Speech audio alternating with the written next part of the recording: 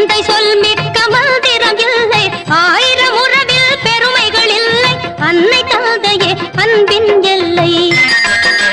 தாயிற் சிறந்த கோவிலும் இல்லை, தந்தை சொல் மிக்க மந்திரம் இல்லை.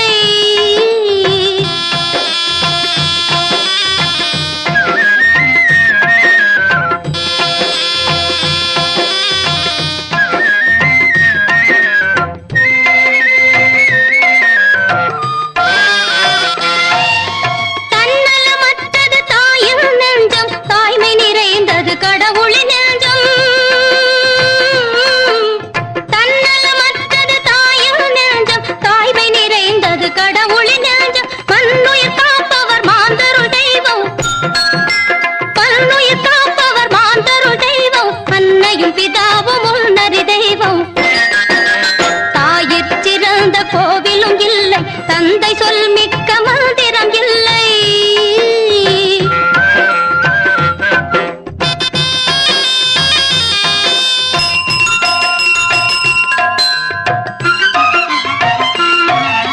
பொறுமையில் சிறந்த பூமியும் உண்டு, பூமியை மிஞ்சும் தாய் மனம் உண்டு.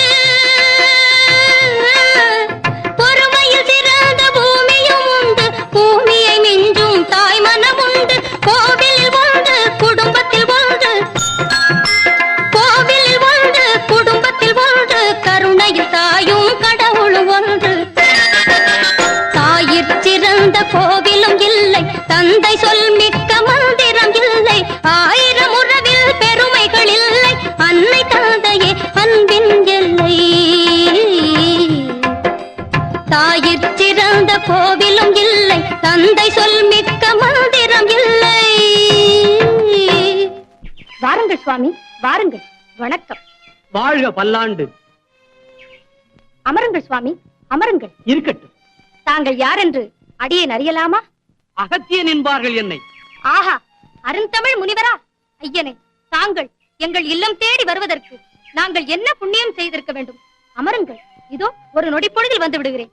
எங்கே போகிறாய்? தினந்தோறும் காலையில் மலர்களை பறித்ததும் என்னை பெற்ற அன்னை தந்தையருக்கு பாத பூஜை செய்வது வழக்கம். அதை முடித்துவிட்டு இதோ வந்து விடுகிறேன். ஓஹோ, அன்னை தந்தையின் சேவையை அவ்வளவு உயர்வாக கருதுபவனா நீ? ஆம் சுவாமி, என்னை பெற்ற அன்னையும் தந்தையும் ஆசிரமத்தின் உள்ளே இருக்கிறார்கள். என் தாய்க்கு கண் பார்வை இல்லை, தந்தைக்கு ஒரு கால் இல்லை. அவர்களுக்கு பணிவிடை செய்ய அடியேன் ஒருவன் தான் இருக்கிறேன். அதனால் அதை முடித்துவிட்டு இதோ வந்து விடுகிறேன். நில். ஆசான் ஸ்தானத்தில் வந்திருக்கும் என்னை விட உனக்கு அன்னை தந்தையர்கள் பெரிதாக போய்விட்டார்களா? ஐயனே, மாதா பிதா பிறகுதானே குரு தெய்வம் என்று உங்களை போன்ற மகான்களே சொல்லி இருக்கிறார்கள். வந்தவனை உபசரிப்பதை விடுத்து உனக்கு சொந்த காரியம் முக்கியமாக போய்விட்டதா?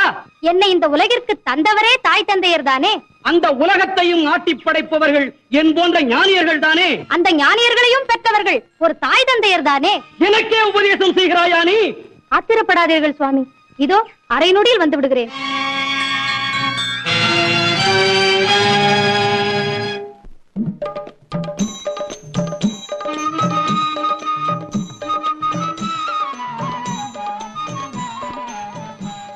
என்னை பெற்ற தெய்வங்களுக்கு என் அன்பு வணக்கம். செல்வா, பார்க்கவும் நடக்கவும் சக்தியற்ற எங்களுக்கு எல்லாமாக இருந்து உற்று தொண்டு செய்யும் உனக்கு எல்லா நலன்களும் உண்டாகட்டும். பெற்றோரை மதித்து பெரும் தொண்டு செய்கிறாய். அடுத்த பிறப்பிலாவது நாங்கள் உனக்கு தொண்டு செய்ய ஆண்டவன் எங்களுக்கு அருள் புரிய வேண்டும் அப்பா. செல்வா, வெளியே யாருடன் பேசிக் கொண்டிருந்தாய்? அகத்திய முனிவர் நம் ஆசிரமத்தை நாடி வந்திருக்கிறாரப்பா. அகத்திய பெருமானா? அருந்தவ முனிவராயிற்றே, அவரை வெளியே காக்க வைத்து விட்டால் நீ இங்கு வந்தாய்? ஆமப்பா, பெற்றவர்கள் திருவடியை வணங்கிவிட்டு வருகிறேன். அதுவரை சற்று பொறுங்கள் என்று சொல்லிவிட்டுத்தான் வந்தேன். காக்க வைத்ததின் காரணமாக அவர் கோபப்பட்டு ஏதேனும் சாபத்தை கொடுத்து விட்டார்? புறப்படுங்கள். நடந்த தவறுக்கு நாமாவது அவரோட மன்னிப்பு கேட்கலாம்.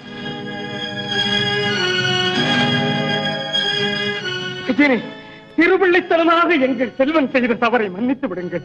தங்களை வெளியே காக்க வைத்துவிட்டு எங்களை பெரிதாக நினைத்த பிழையை நீங்கள் பெருமனது வைத்து பொறுத்தருளுங்கள். ஆம் சுவாமி, ஊனமுற்ற எங்களை பாதுகாக்க இவன் ஒரே பிள்ளைதான் இருக்கிறான்.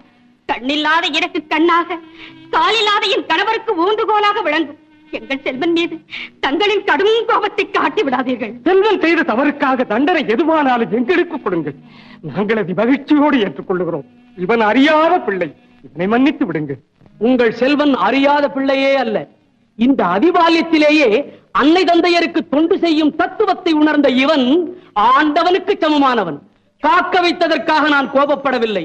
உங்களுக்கு தொண்டு செய்வதை என்னை பார்க்க வைத்ததற்காக நான் ஆனந்த கண்ணீர் வடித்துக் கொண்டிருந்தேன்.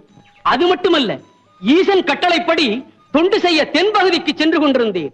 செல்லும் வழியில் இந்த செல்வன் அன்னை தந்தையருக்கு சேவை செய்வதில் சிறந்தவன் என்ற செய்தியை கேள்விப்பட்டேன். வந்து பார்த்ததில் இவன் தொண்டு பெருந்தொண்டாகி என் தொண்டு சிறு தொண்டாகிவிட்டது. அப்பா, பார்வைக்கு பாலகனாய் பண்பிலே தெய்வமாய் விளங்குபவரே, உன்னை போன்ற நல்ல பிள்ளைகளால் பெற்றோர்க்கு பெருமை, அவர்கள் குலத்திற்கு பெருமை, இந்த நிலத்திற்கு பெருமை, இந்த நிலத்தை படைத்த இறைவனுக்கே பெருமை. செல்வா, என் உள்ளம் நெகிழ்ந்து கேட்கிறேன்.